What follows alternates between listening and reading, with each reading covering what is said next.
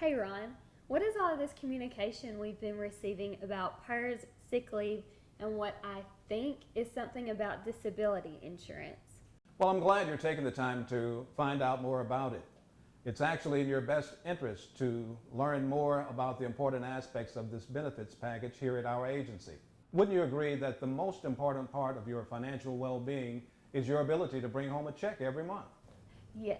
Well, have you ever put much thought into imagining what it would be like if you couldn't do that? Yes, with the recent economic downturn and knowing so many folks who have lost their jobs, it's made me appreciate my job so much more. I know my husband and I have both felt very blessed to keep our jobs through all of this. All the more reason you would want to be sure that income keeps coming in if you couldn't work because of an illness, right?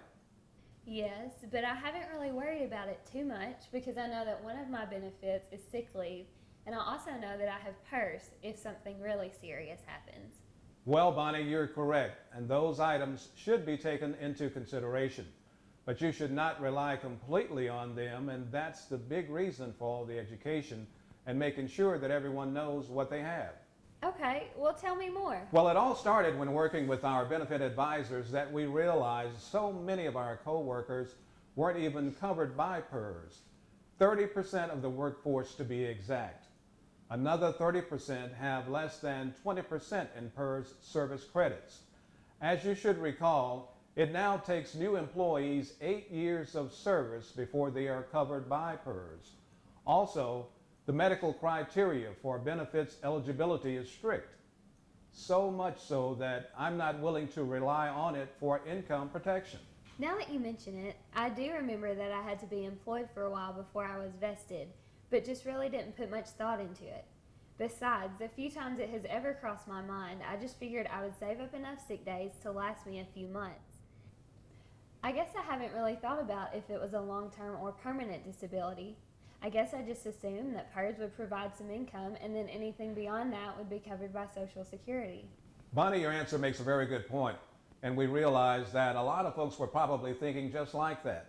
Once we realized this, we knew it was important for us to get the facts out to everyone. Facts? What facts are you talking about? Fact number one, to receive Social Security, you must be considered totally and permanently disabled. You can't apply until you have been unable to work for 6 months, and if a benefit is paid, most don't receive it until 13 months after being disabled. Fact number two, PERS uses the same qualification language as Social Security. You must be totally disabled and not expected to return to work. Fact number three, most folks that become disabled are not totally disabled. They are known as partially disabled.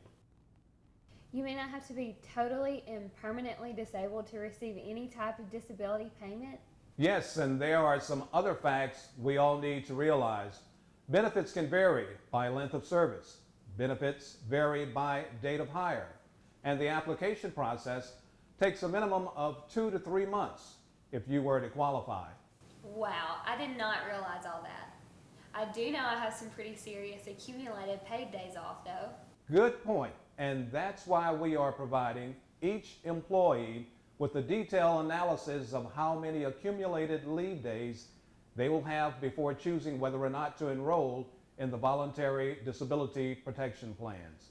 Can you tell me more about these plans and why I'd want to participate? Sure, the reason you want to participate is to ensure you will continue to receive an income while you are out for a covered disability. There are two plans, short-term disability and long-term disability. Let's start with the easiest to understand and the one that offers the most long-term security, which is long-term disability. For those that have more than 6 months of accumulated leave, they would really only want to consider the long-term disability plan because the benefits don't begin to be paid until 6 months of absence. Think of it as a deductible that you are using your accumulated leave days to satisfy. The benefit amount is 50% of your salary at the time you go out on leave. But keep in mind, this 50% benefit is tax-free. This benefit is in addition to any benefit you might receive from PERS. You will continue to receive the benefit as long as you are out until normal retirement age, that being 65 or 67, depending on your age. Well, I said I had some pretty serious accumulated leave, but not 6 months. Another good point and a great segue to the short-term disability. There will be 3 different short-term disability plans available.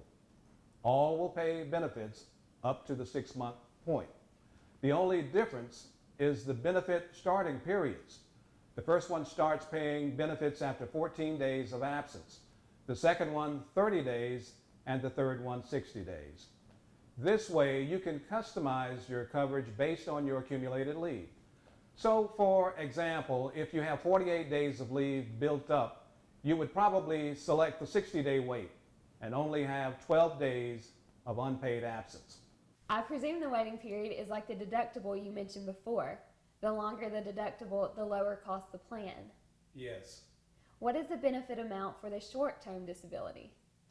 It is 60% and also tax-free. This will all be outlined in a personalized statement that you will be getting very soon. The statement will give you all the information you need to make a choice about protecting your income. That's a good point. What are the chances I'll become disabled? Well, based on actuarial statistics, 1 in 3 persons between the ages of 35 and 65 will be unable to work due to illness or injury for a period of 6 months or longer. Here's another good example. You buy homeowners insurance to protect your house from fire, right? Yes. You are 10 times more likely to suffer a disability than to have your house burned.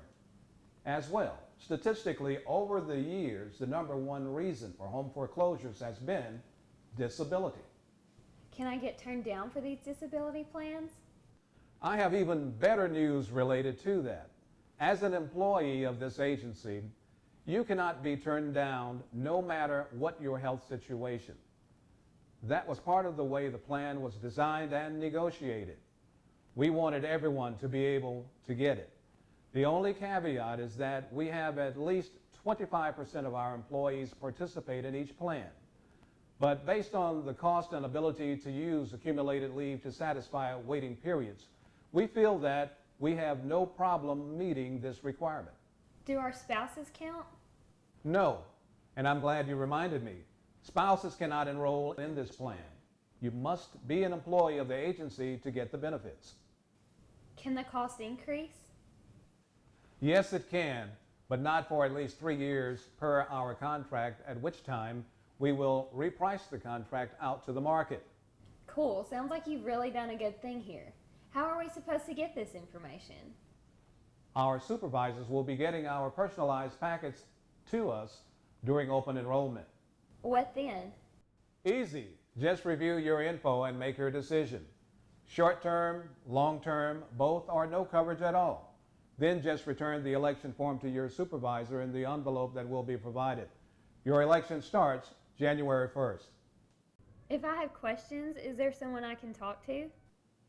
If your question is about PERS or your accumulated leave, you should call Human Resources. If your question is related to one of the plans, there will be a call center service available. The contact information will be in your packet. It will also have some financial statistics about the carrier, Cigna. Ron, I really enjoyed this. I feel much more educated and am now looking forward to taking a serious look at all of this. Thanks so much. Great. I'm glad I could be of help. We hope you found this time to be well spent.